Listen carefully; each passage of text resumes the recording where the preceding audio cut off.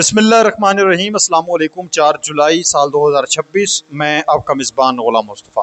उम्मीद है कि आप लोग जहाँ भी होंगे बखैर व आफ़ियत होंगे। दो अहम तरीन चीज़ें हैं जिन पर आज की इस वीडियो में हम बात करने जा रहे हैं।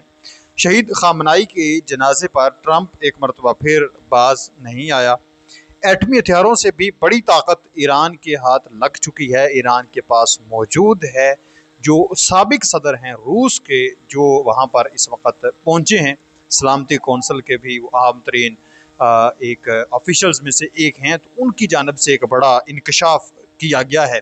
ये कौन सी ऐसी ताकत है जिसको बखूबी आप जानते भी होंगे, तफसील के साथ आप लोगों के साथ शेयर करनी है। और इसके साथ साथ हम बात करेंगे वेनेज़ुएला के अंदर जो एक मुतासरा खातून थी, उसने अपना एक स्टेटमेंट जारी किया है और हंगामा बर्पा जो है वो इस वक्त हो चुका है सोशल मीडिया के ऊपर भी इस चीज़ को लेकर। बच्चे जो है वो ये वीडियो कोशिश करें ना देखें। मैं सबसे पहले वो रिपोर्ट आप लोगों के साथ शेयर करने जा रहा हूँ।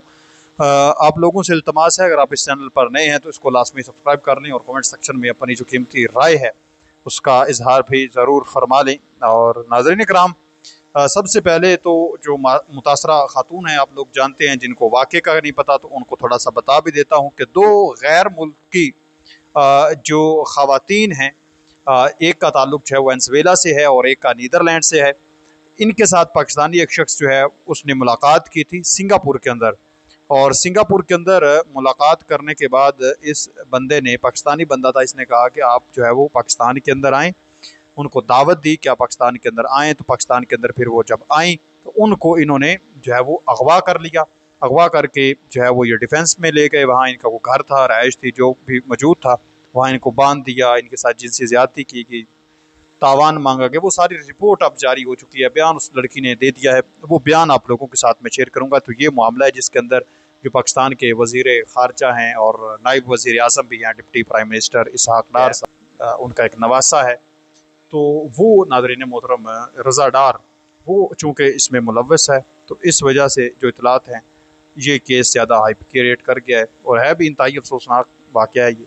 तो उस खातून का बयान जो है वो सबसे पहले मैं आप लोगों के साथ शेयर करने जा रहा हूँ। मुतासरा जो खातून है, ये वेनेज़ुएला की लड़की है, आस्ट्रिड गैब्रियल इसका नाम है। अब इसने जो बयान दिया है वो बयान इसका ये है कि मेरे साथ पेश आने वाला वाक़या बुनियादी तौर पर वही था जो एस्टफेनी ने बयान किया। ताहम घर में क़याम के दौरान मुख्तलिफ वाक़यात भी पेश आए। पहली रात जब 4 मुसल्लह अफराद घर में दाखिल हुए तो उन्होंने उन्हें बांध कर एक कमरे में बंद कर दिया। स्याह लिबास पहने हुए एक शख्स ने उनके जिस्म को नामुनासिब अंदाज में छूना शुरू किया और कई मरतबा चेहरे पर मुक्के मारे। इस शख्स ने उनके जूते भी पहन लिए। बाद में जब स्टीफनी को कमरे से बाहर ले जाया गया तो स्याह लिबास वाले शख्स ने उनके साथ जिनसी नवीयत की, ज़बरदस्ती की और उनके जिस्म को नामुनासिब अंदाज में छूता रहा। इसके बाद रज़ा डार नामी शख्स आया। रज़ा डार नामी अब एक शख्स है और इसने कंप्यूटर और रकम के बारे में पूछा। खातून, ये इसहाक डार साहब का जो रिश्तेदार है, खातून ने बताया कि कंप्यूटर सब्ज़ रंग के बैग में है। फिर वो कंप्यूटर ले आए और रकम और पासवर्ड के बारे में सवालात करने लगे। जब वजह पूछी तो मुसल्लह अफराद ने उनके सर पर ज़ोर से मुक्का मारा। इसके बाद उन्हें दूसरे कमरे में मुंतकिल किया गया जहाँ एक और शख्स मौजूद था जो दूसरों से मुख्तलिफ था। उसके पास भी असलहा था और अंग्रेज़ी रवानी से बोल सकता था। मैंने उससे पूछा कि क्या वो उन्हें कत्ल करने वाले हैं। उस शख्स ने जवाब दिया कि अगर वो रकम दे दें तो उन्हें ज़िंदा छोड़ दिया जाएगा, वरना उन्हें मार दिया जाएगा। बाद अज़ां वो शख्स नीचे चला गया और 3 दीगर अफराद कमरे में आए। उनमें से एक के पास राइफ़ल थी।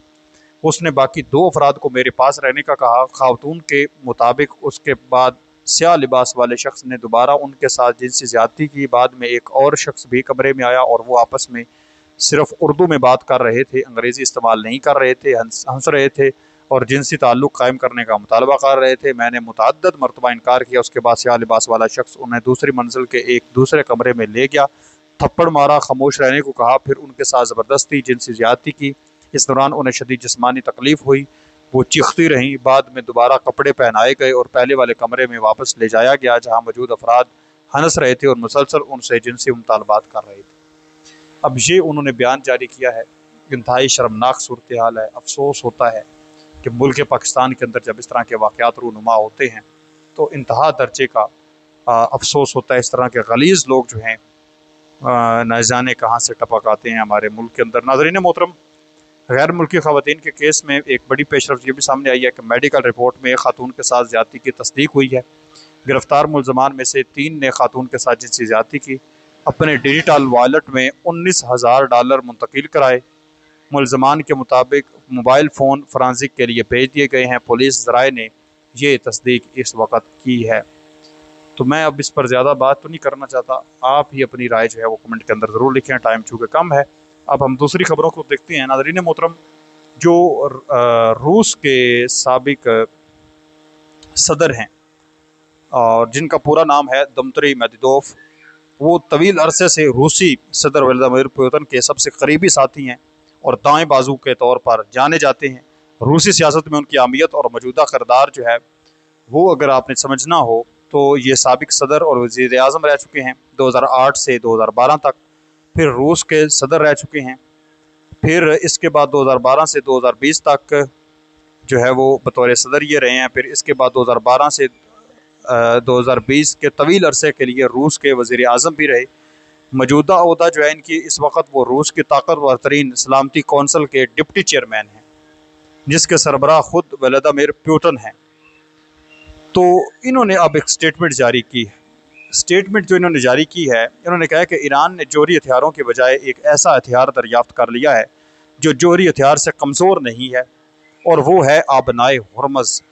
सारी बहस इसी के गिर्द घूम रही है कि इस बात पर मुआहदे किए जाएँ कि ये आबनाए मुस्तकबिल में किस तरह काम करेगी। ईरानी हुक्काम के पास एक और थर्मोन्यूक्लियर हथियार भी है और वो है बाबुल मंदब।